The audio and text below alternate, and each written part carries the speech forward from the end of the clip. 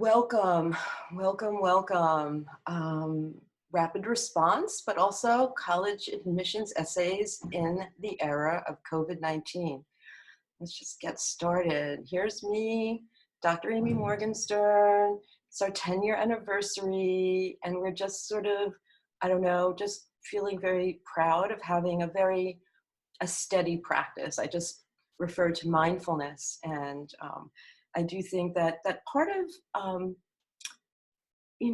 part of living in the 21st century is developing practices, things that you can rely on, that you can keep going back to. So even though admissions is going to be very different this year, we have a set of practices that can sort of help ground us in our work with students and help ground students and parents. So that's me. This is our wonderful team, and we will be having a guest coming in today. Helen Ingerson will be joining me for our discussion of the personal insight question 1.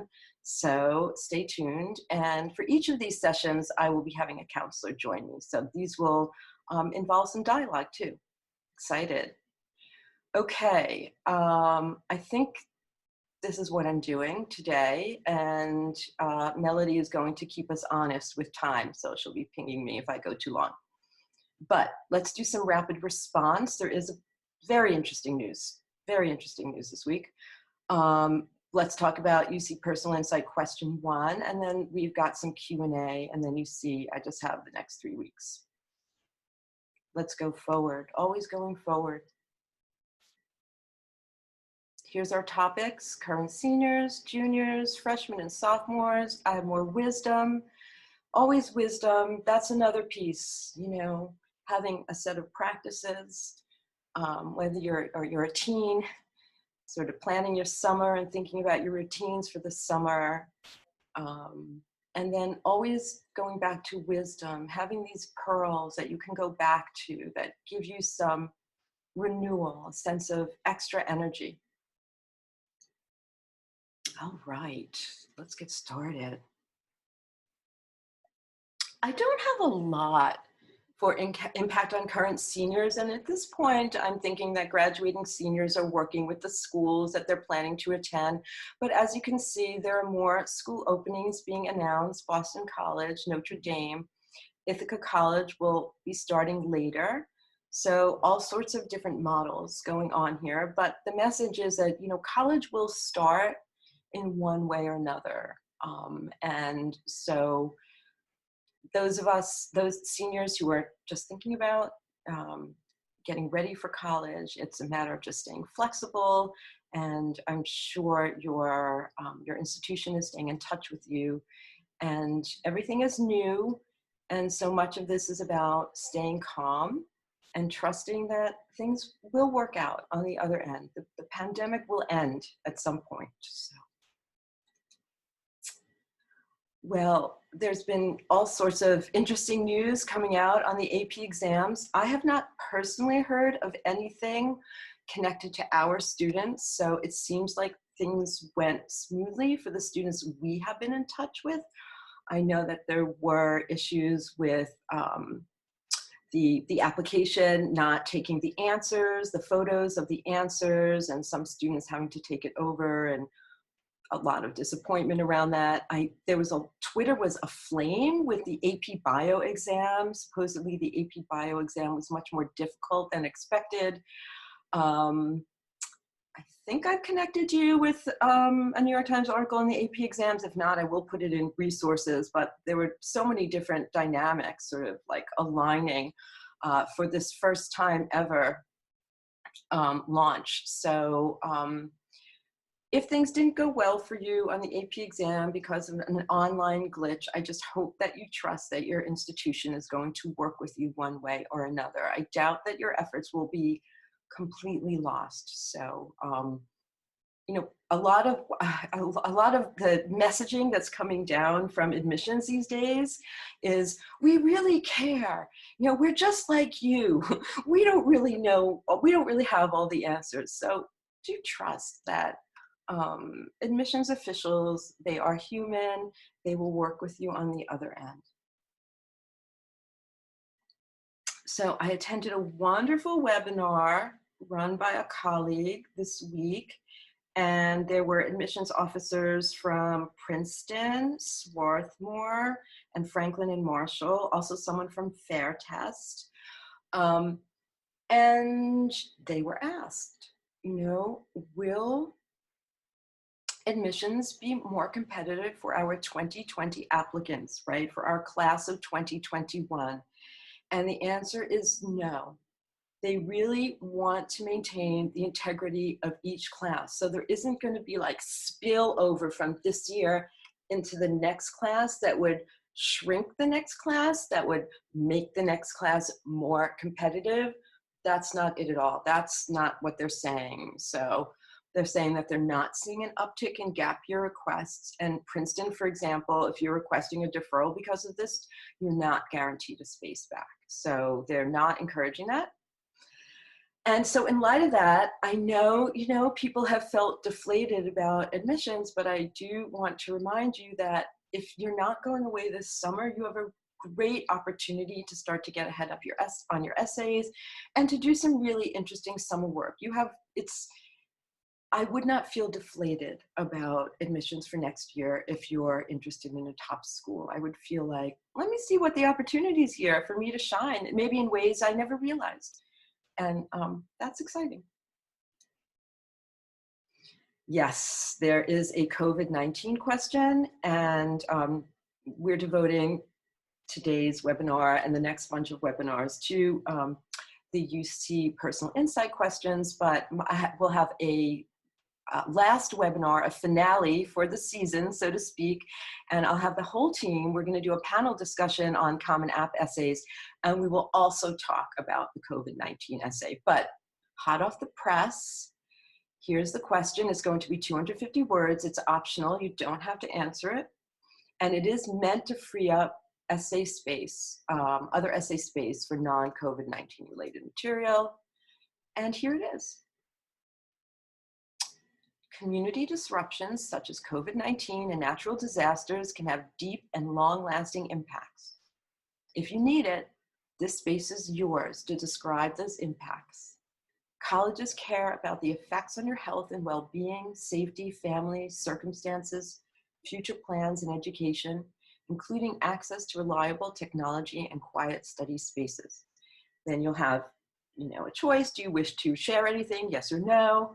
Please use this space. Now, this is an interesting piece. As I was going over this last night, going over my notes, it says, this question will be optional and will appear in the additional information section of the application. Response limited to 250 words. So my question is, and maybe your question is this too, and I do not have the answer to it yet because I just came up with the question. Does that mean there's no other space for additional information? Because usually you have 650 words for additional information. So I'm wondering if there's 250 words for this and then 500 words or 400 words, 500 words left for other stuff. I have no idea. So that's a little interesting question that I have. And you can ask me that question in chat, but I don't have the answer. Not yet. We'll find out. So that's interesting. Okay. Impact on freshmen and sophomores. So this is also extremely interesting. We just found this out this week that the UC is planning on phasing out the SAT and ACT. And this is not uncontroversial. The Faculty Senate did not want to do this. So extremely interesting. And I have linked you to the New York Times article on this subject in the resources. I don't know what's happening. I tried to reconstruct this on a timeline, and I'm not sure what's happening to 2024. But what you can see is they're going to remain test optional. What does test optional mean? Go back and look at some of the other webinars from a few weeks back. I've had a running commentary on what that is. Test optional means if the test will contribute to your admissions case, use it. If it doesn't contribute, don't use it. So you see from 22 to 23, they'll consider standardized exams just for scholarships, course placement, and out-of-state students. And then this third bullet point, and please just like, don't get too freaked out. Just when you think admissions couldn't get any more complicated, the UC system decides maybe we'll do our own standardized exam. They're just doing a study on the feasibility. So I'll keep you put, as Rachel Maddow says, watch this space. I have no idea. This sounds like a crazy idea to me. I don't know how they would create their own test and get out of the problems that the SAT and the ACT present. So, which is they call it a biased tool. I don't know how they would, anyway, innovation, who knows, but watch this space. Wisdom.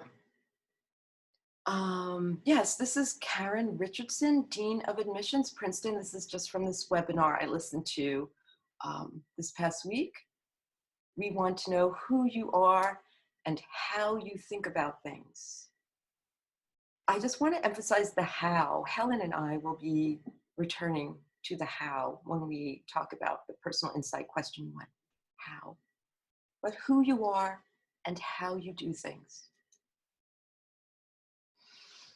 Andrew Moe, Associate Dean of Admissions from Swarthmore. The college search process is vital.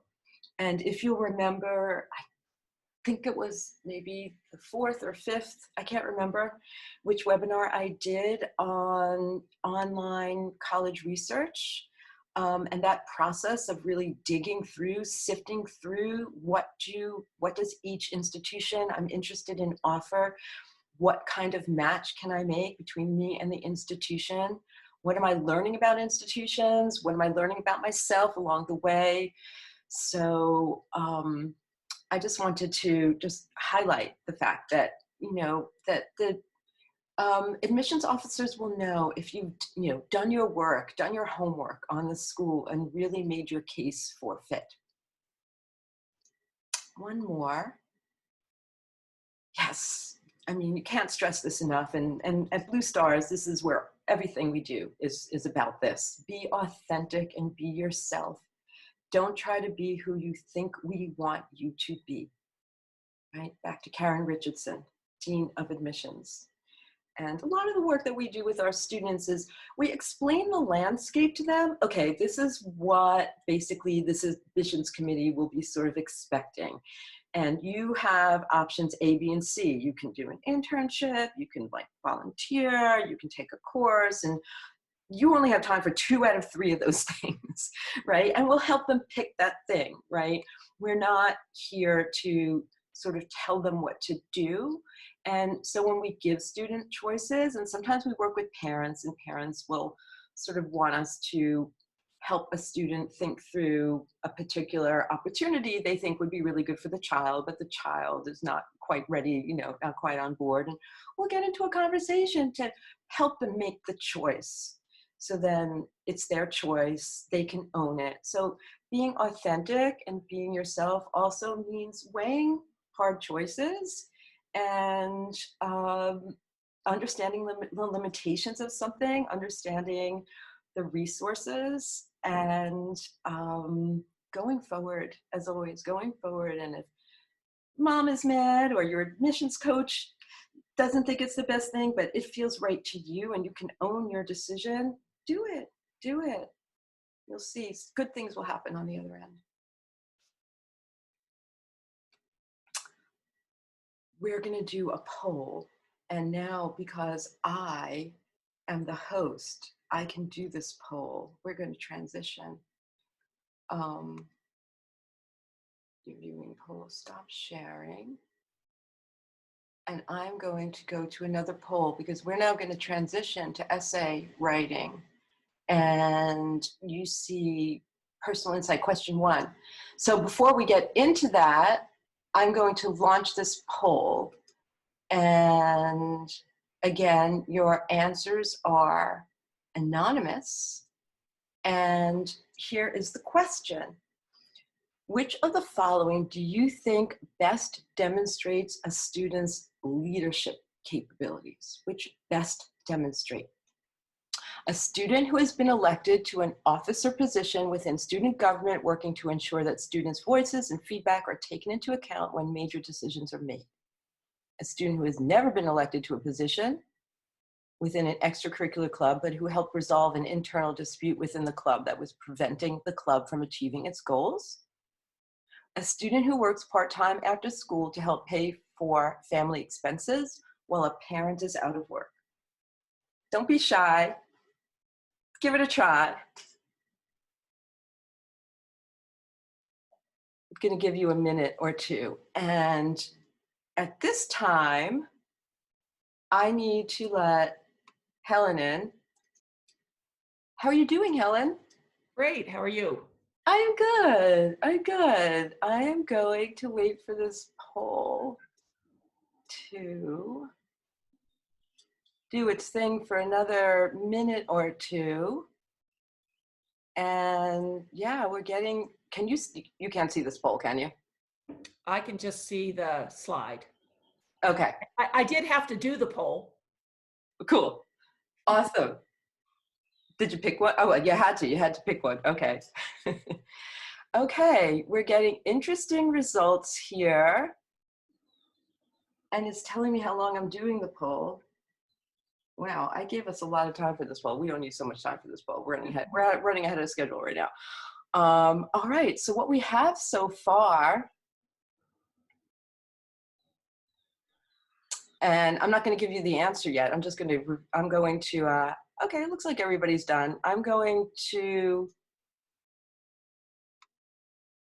share the results. I'm going to try that. I've never done that before. But what we have is the winner was number 2 with 59% of the vote. 59% of the vote went to the student who resolved disputes. Interesting. That's interesting feedback for us. 4 years ago, I think we would have had number 1. So let's hear for the third student who got 12% of the vote. Okay, so I am not going to share the result to give you the right answer yet, because when we get to the prompt, I will share it with you then. Okay. All right. Click out of that and let's get started. All right. Super psyched to talk about essay writing because we spend so much time doing it, so much investment. Everybody see that? Here, I'll just share my couch back there. Mondays is my editing day.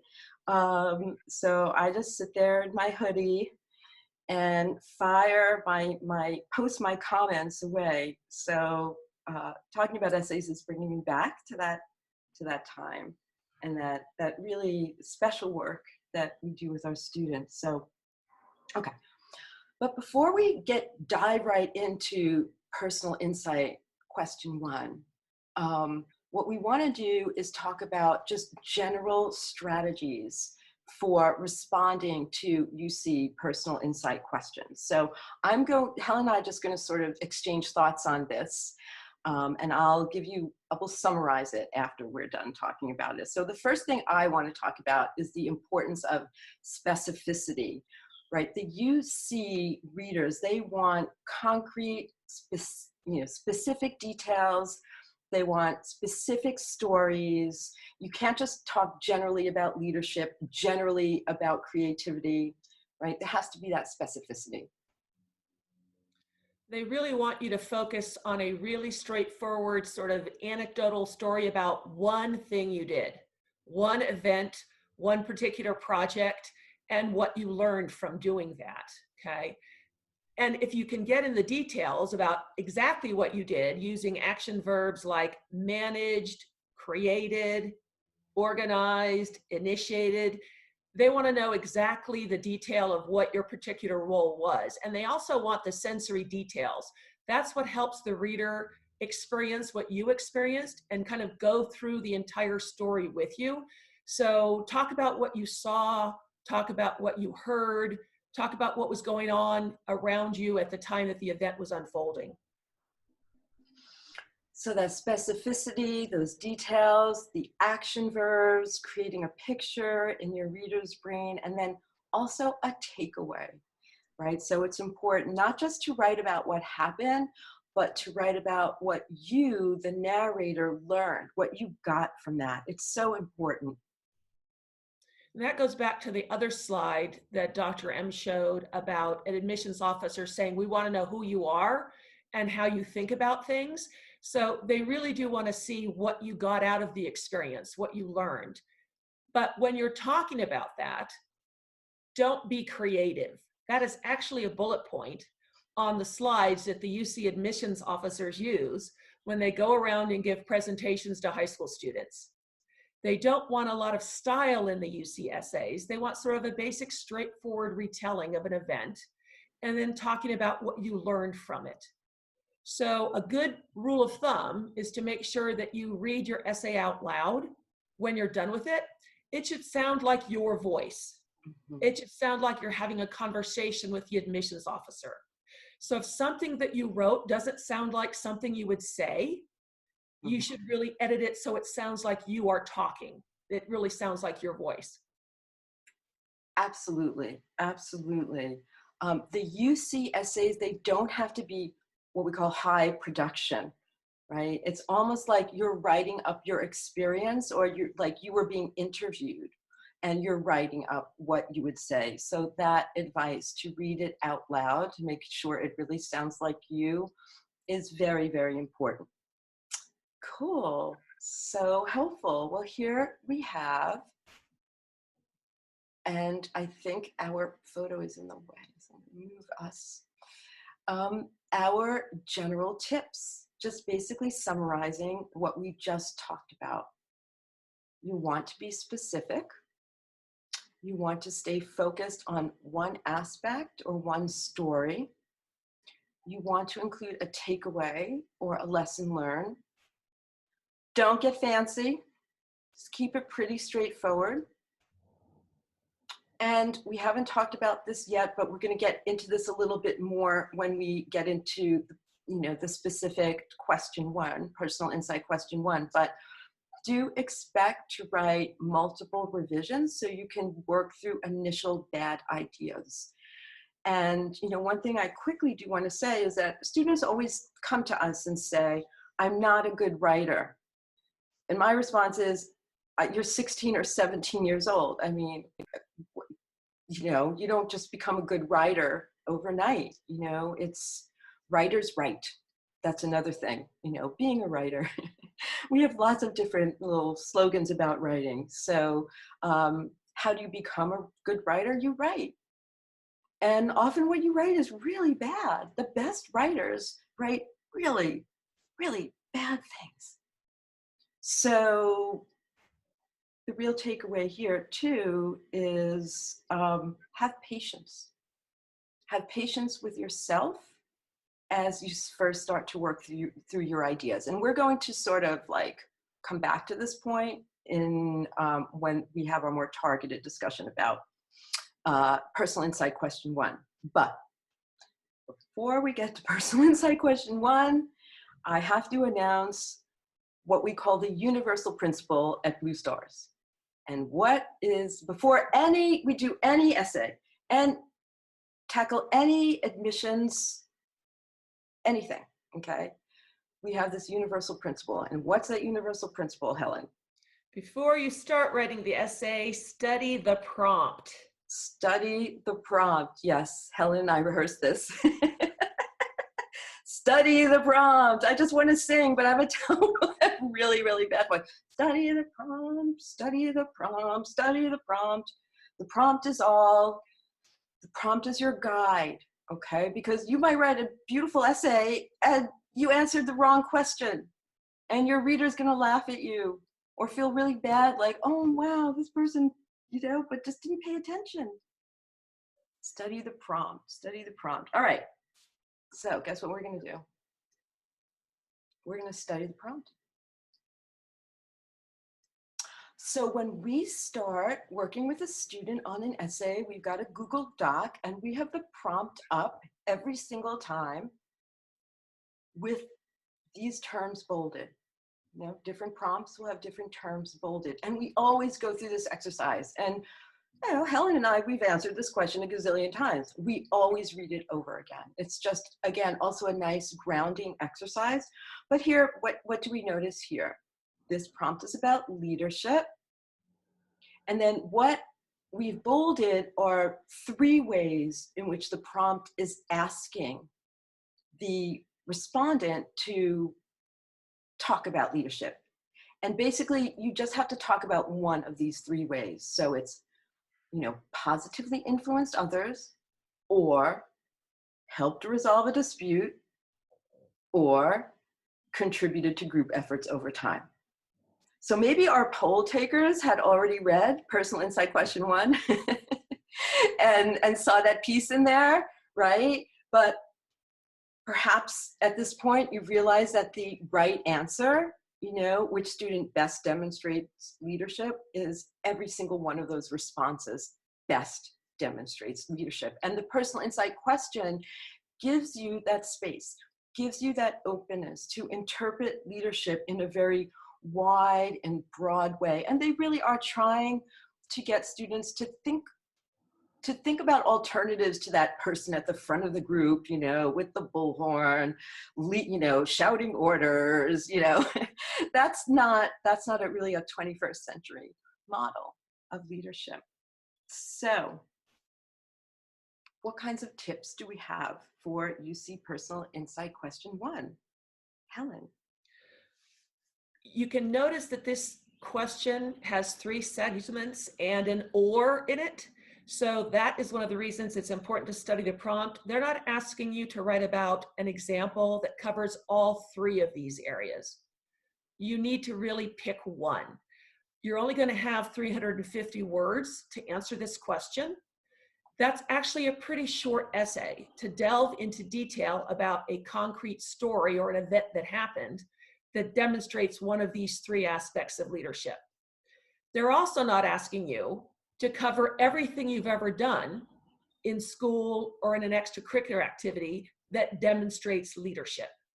They really do want you to focus on picking one specific event, one specific anecdote that illustrates one of these 3 aspects of leadership. And when they talk about leadership, you can tell from the wording of the prompt that they're not just talking about titles. So that was what the first bullet point on the poll, that was the bait answer, which people didn't fall for.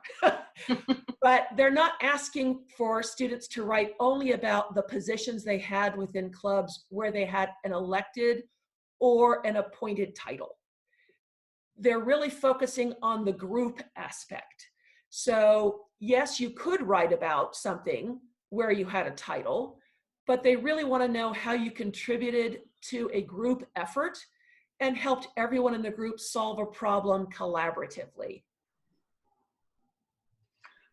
This just popped into my head, so I just want to add this. Like, we have had students who will take this essay and say, I was vice president or treasurer and my role was to do this and that. And they use the essay to define their role, like it was in the bylaws or something like that. And that doesn't speak to who the student is and what they did, right? So that's like a clear example of not relying on the title to do the work for the essay. And again, I'm reminded of some admissions wisdom that I shared, I don't know, 4 or 5 weeks ago from Gazelle Martin at Emory University, when she says leadership doesn't always come with a title. So they're looking for what's under the hood, so to speak. Another common kind of answer that we get sometimes on a first pass or a first draft will be a student talking about a group project during which none of the other group members did what they were supposed to or followed through on their responsibilities. And the student writing the essay kind of saved the day by taking on the responsibility to do all the work for everybody. That is a kind of an essay to avoid. That doesn't really make the student look like a leader. It kind of makes the student look like they gave up on managing the group and just sort of did everything themselves. It's also tricky to talk about what other people didn't do. That's not really what the admissions officers want to see in your essay. They want to know what you did do. not what other people didn't do. So talking about yourself and putting forth the responses you had to an event, the adaptations you made, the motivations you gave other people, that's really what they're looking for. So it's, in some ways, it's about taking the negative and giving it this positive spin. If there really is a story that you have where you did save the day. So one of the ways in which to work out a story where, so one of the things Helen's trying to say is, don't do a martyr story. No one was around, I had to do it myself, I couldn't believe it, but then I did all these tutorials, I pulled all these all-nighters. That's definitely not what top schools are looking for. But that's not to say that your first drafts of that essay can't be all that negative stuff. And then you start to work through it to dig into the experience and, ask yourself, what did I really learn from that thing? And then that becomes the essay. So there might be situations in which a teen really was taxed and really did save something. And then it's a matter of really processing the experience so you can get those pearls of wisdom and get the positive spin out of that. What I also love are, the unconventional stories of leadership. And way back in the day, before this prompt existed, this was a UC essay actually, but a student talked about being a trombone player and the way she sort of was like the backbone of the symphony orchestra, the quiet sort of foundation. And it was lovely. And she's a marketing professional in New York City, very successful, has already graduated. And then, the student who watched her younger brother while her mom fell ill. That is a perfect topic in response to this question. There really are, there are so many ways you can answer this question. And helping out your family is actually one of the things that UC counts as appropriate to answering this question. And on the UC Personal Insight Question website, they have like different sort of ways to get you thinking about, I forget what it's called, but like different ways to get you thinking about the prompt as well. And I've given you that link in your resources. So, yeah. Yeah, so this is a great chance for students to talk about things that might not otherwise show up in their application in sort of a standard activities list or a standard honors and awards section.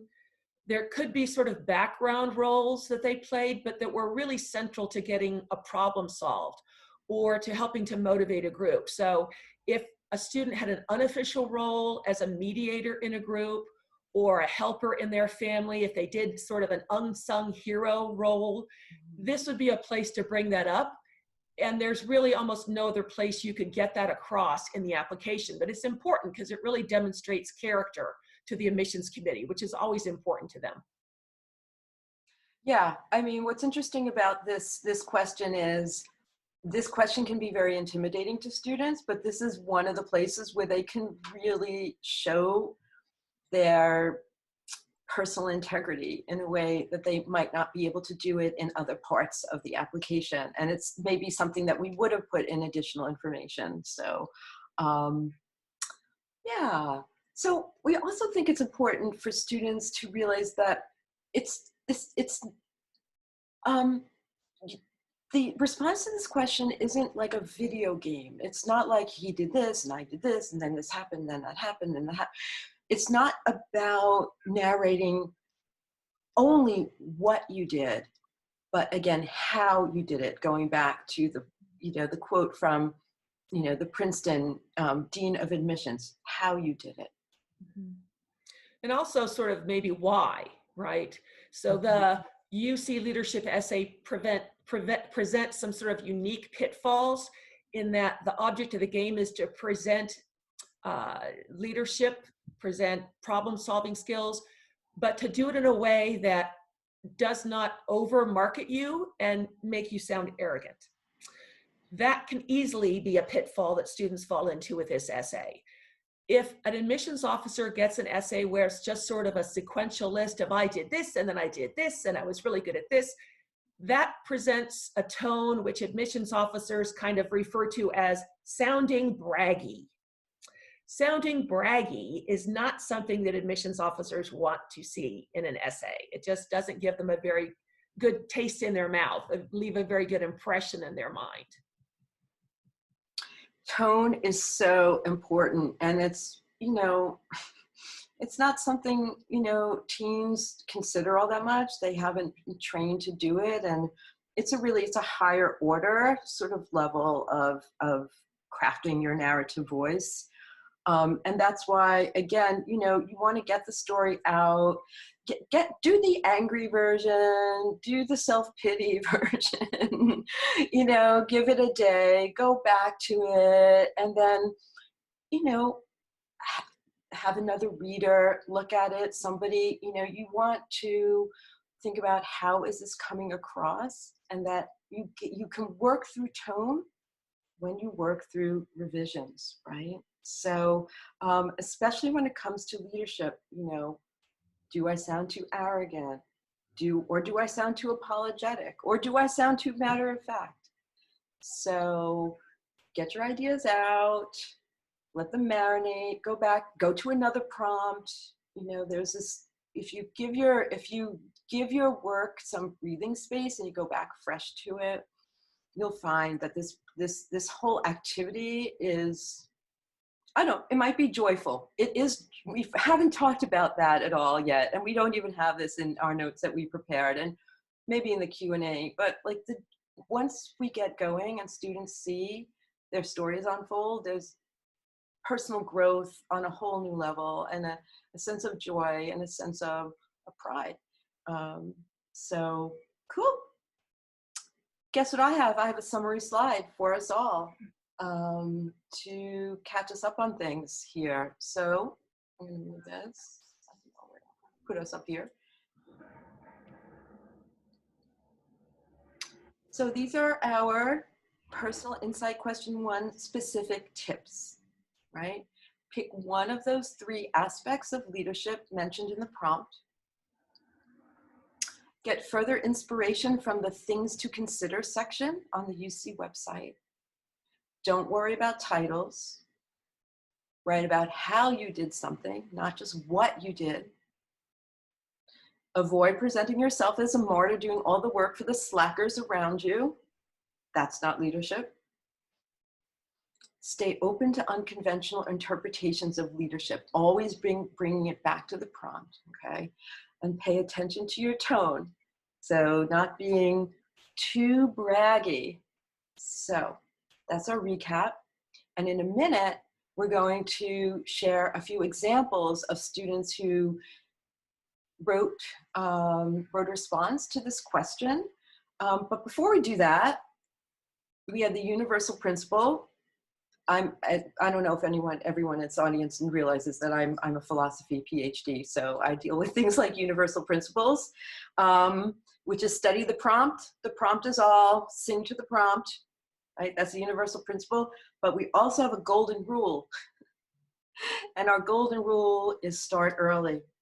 Start early with those multiple iterations. And when you do that, you move through your bad ideas, you discover more, and you can control the tone. You can't, if you're doing this the night before, you can't control the tone. First of all, you're exhausted.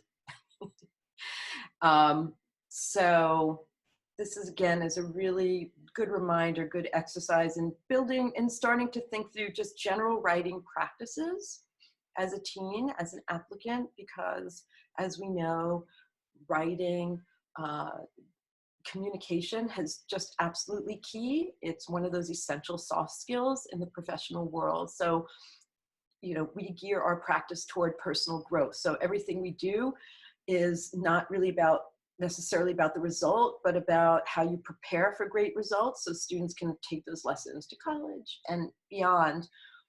And so when we talk about these multiple iterations, I do want to say this is a really important life practice, especially in uncertain times when you can come back to your own voice and feel confident in that and then use that for new opportunities. It's It's a very, very powerful tool. Okay, let's get to some examples then. We've got 3, and I'm gonna let Helen, I'm gonna just leave these sort of principles up, and then we're going to add the examples to them in a second. But let's just talk through the examples first. So Helen, do you want to talk through the first one? Yeah, so our first one, let's call this person student A, wrote a UC1 that sort of focused on the overtime piece of the prompt. His essay was about his role with a very large volunteer group that had been formed by parents and students and their families. He started his essay with how he began his involvement with his organization as a volunteer, and then the fact that he was elected treasurer. Then he was elected vice president of operations, and then he was elected president, leading a large officer group of 15 people and reporting to a 6-member parent board. But that wasn't the point of his essay. It didn't just go through these titles and explain what he did in each position, as Dr. M sort of pointed out earlier. He focused on his commitment to this organization over time and what he had learned about it, so that when he got to the part of the essay that talked about an event, it was a fundraiser that the organization did. And he was able to help contribute to making that fundraiser a success because of his long-term familiarity with all of the players and with the history of the organization. So it was his long-term commitment that was really the focus of the essay, but he very cleverly worked in all of those titles and that progressive level of responsibilities that led him to end up being the president. And he was successfully admitted to Berkeley, Santa Barbara, and UCSD. So it was a very successful essay. Yeah, it's, showing that dedication over time. What is that? That's commitment, right? And commitment in Blue Stars land, this is one of the 7 C's, one of the 7 core attributes of admissions distinction. And so that student, really, this was an opportunity to show him as a committed person. So this essay was just a really great opportunity for the admissions reader to see his character, for him to reveal his character, commitment, dedication over time. So that was a really good way for him to use that essay space. We had that the winning poll answer about resolving disputes as the most popular, at least today, form of leadership. And we've had several students who have written about conflict in that leadership space. And most recently, we had a student who was vice president of her school's Science Olympiad team. And she had to resolve a dispute among members that rendered her actually not very popular at all. And it was a really hard decision that she had to make, but she really stood by the decision. She felt right about it. And she learned a lot about leadership. She learned that leadership involves courage, right? There's a takeaway right there. It involves courage. Or leadership it doesn't equate with popularity. That's another really important takeaway. So writing about a dispute, and that's another essay that tends to need a lot of revising, because you get mad all over again when you're writing that draft. And so then we start working with students and finding ways, how can you tell the story as if now you're the movie director and you're not like the person in the story, so those can be very illuminating essays. That also allows a student to show their integrity and their independence of mind, and that also feeds into showing character, which is something that colleges look for, right? We also have an example of our third student, student C, who came in on the least selected poll answer, a less conventional example, but it still fits the UC's definition. He was a student who was very, very involved in a sport, in golf. He had expensive private lessons. He did private coaching. He was involved in tournaments that took him traveling around the country. And then at the beginning of his summer before his senior year, his father had a medical emergency. His father had a heart attack and he couldn't work anymore. And suddenly student C's life had to change significantly. He got a part-time job at McDonald's to help support his family, pay for his college admissions fees and his applications. He gave up all of his expensive golf coaching and lessons and classes. And he also had to give up on attending a selective summer program, an academic program that he had gotten into. So he wrote his essay about what he learned at an early age about having to adapt to and deal with situations that were completely outside of your control. When you thought your life was going to go in a particular direction and you had to just adapt. And his essay was quite successful also, and he was admitted to Berkeley. So that was another good example, but a very much less conventional example, not something that people would usually think about writing about for leadership, because he had to contribute to his family and take a bigger role in his family in a way he never had before. I love that story. Sorry I messed up my slides, you guys, but I wanted to get the prompt back up. I really love that story. And I remember working with the parents and students and really seeing things unfold. And, you know, this is a student who responded to his situation in a really active, productive way. And, you know, in the last webinar series, that's, you know, I talked a lot about that. And so that's a pre-COVID story. That's also a really good COVID story. Just a student really finding his own resilience while making really hard choices and dealing with a lot of emotional disappointment and grief. And great story. He did very well. He did very well in admissions. Yeah, so what I did here was then I just took all the principles, all of the tips, the UC Personal Insight Question 1, specific tips here, and then I put our examples here. It's maybe not the most artistic, beautiful display, but what you could see here is that our student C made personal decisions to help his family, he positively influenced others.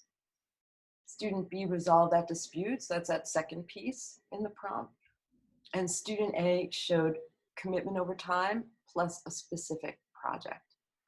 And all of these students, you know, were very successful and in their UC admissions journey. So that's what we've got, and we've got a little more time for questions. So I'm going to stop sharing. There's a question on, let me just tackle the one on AP scores. And the question on AP scores, and then we'll get back to essay writing. So if the AP scores are not great, does the student have the option not to show them? And would I recommend the student take the opportunity to write the essay to share their experience with COVID-19? Okay, I'm probably gonna table COVID-19 Common App questions for now because we're doing UC questions. I do want to give people that news. And it's probably also gonna be individual. But if the AP scores are not great, don't share them, no. But if you got a 3 or higher, it could help, you know, with placement on the other end. So it really depends. If the student got a 4, I think that's a good score. AP scores do not really count in the admissions decision. AP classes do. So AP scores are more about placement. So 4 or above, I would report. A 3 or above, it would depend on the student and how much you wanted to place out once you got to school. Okay. So we have a question. Do the UC essay prompts change from year to year, or are they the same each year? Is it, I can only talk historically. And so basically, was it 3 years ago, Helen? Do you know? I think it was 2016, I think they changed them. It feels like 2016.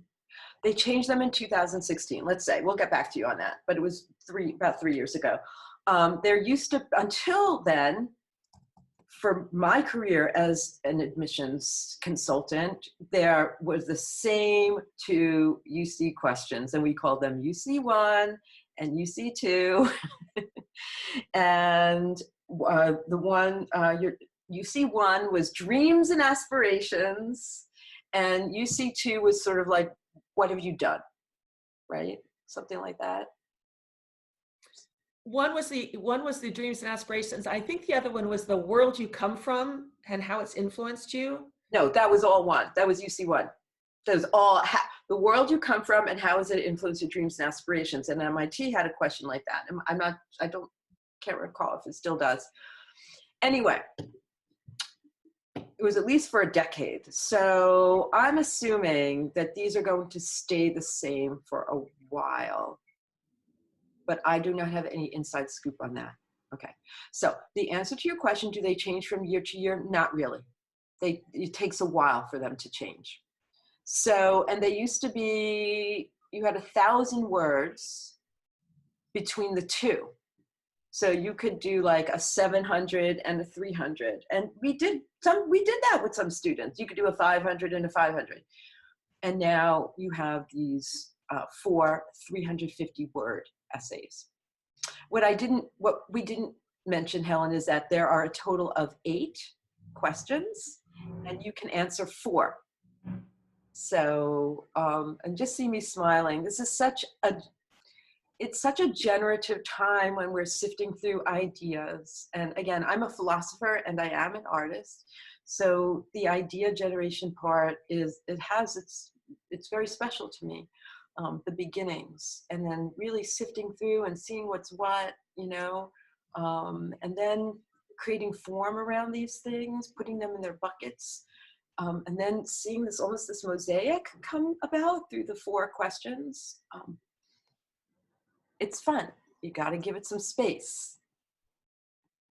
Okay, we've got more questions, so I'm going to ask them. And Helen's going to be the first responder.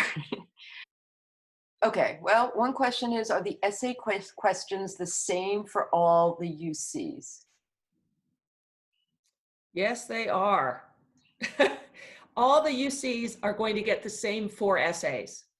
That's especially important to pay attention to if you're applying to more than one major and different majors at different UCs, because they're all going to see the same essays. So that is one thing we pay special attention to make sure that we choose with the student a mix of essays that can demonstrate interest in the more than one major that the student is applying to, so that one UC is going to get an essay that indicates interest in the major the student is applying to there, but another UC will get an essay that indicates interest in a major the student's applying to there.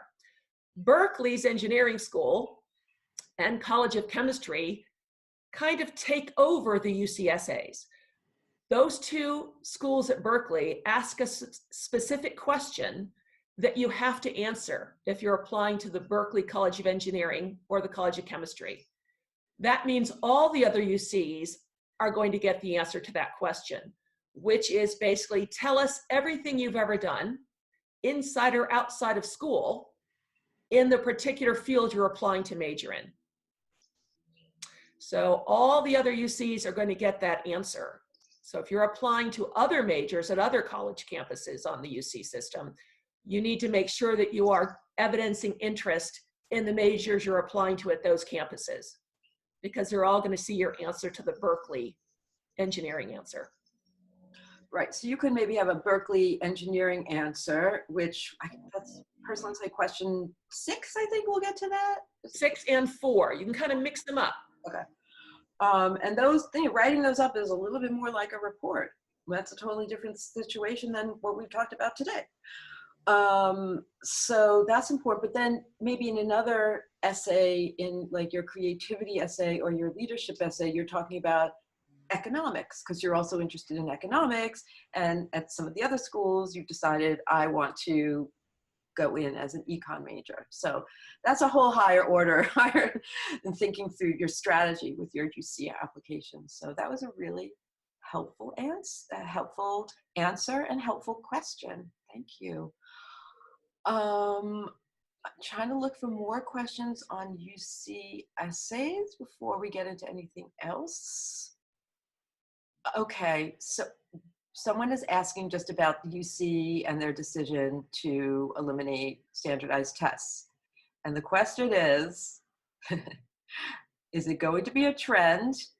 Are other colleges following UC?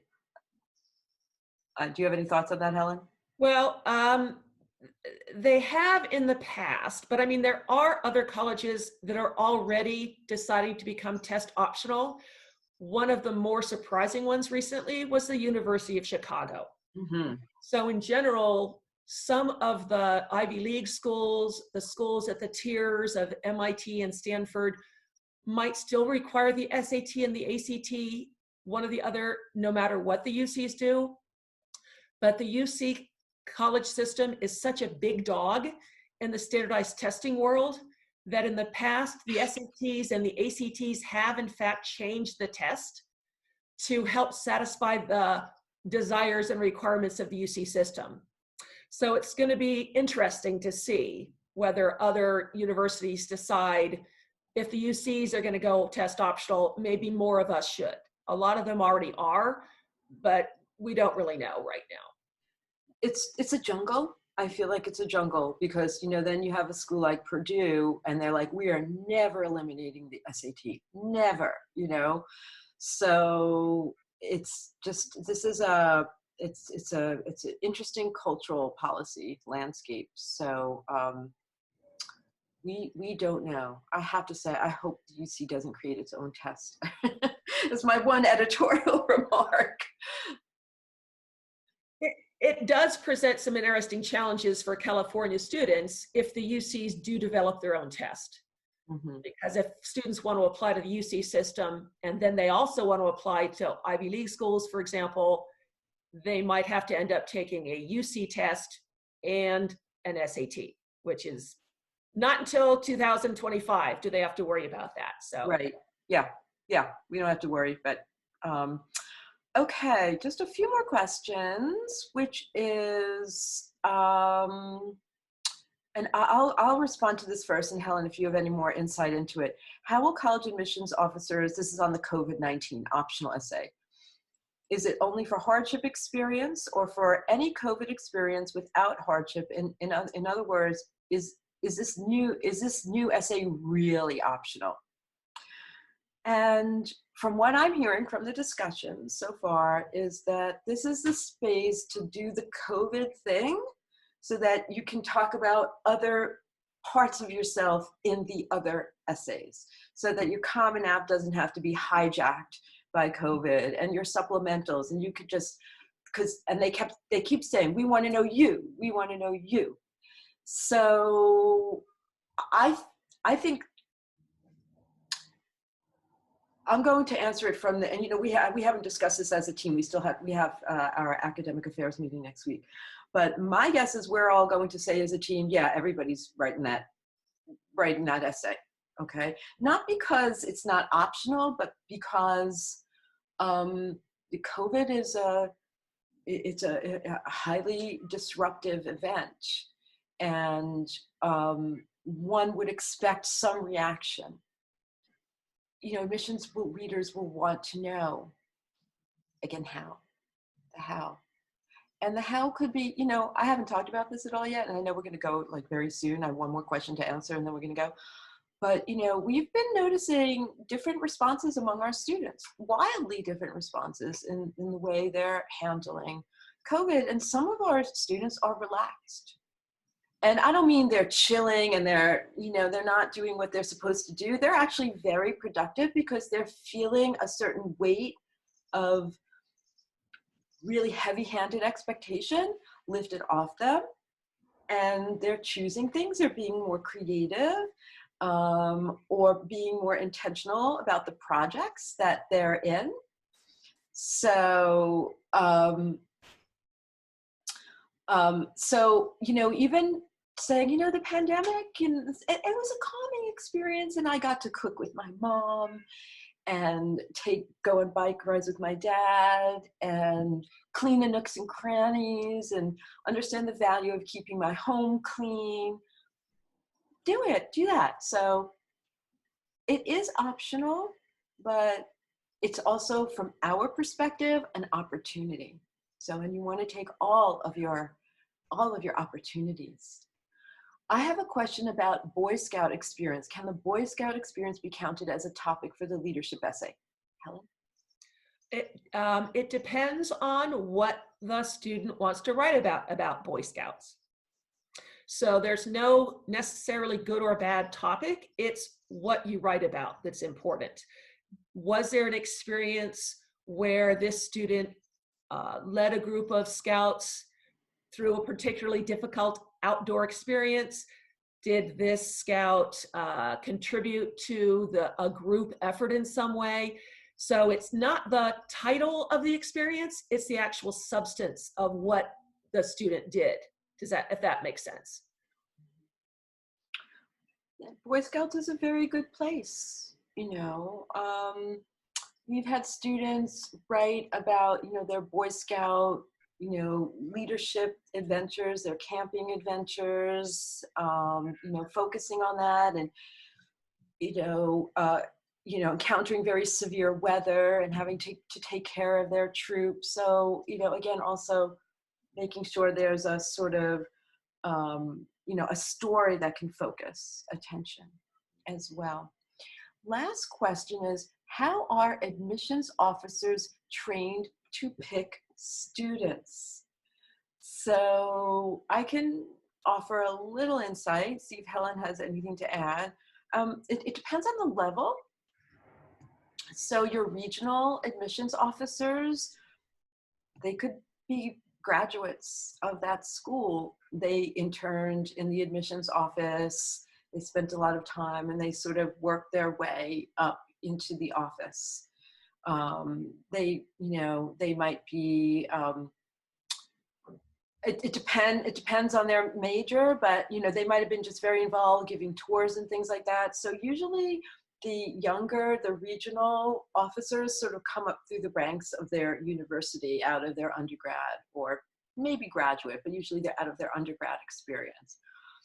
The deans of admissions, that's a level of administration that person might have gone through a variety of channels to get to that level.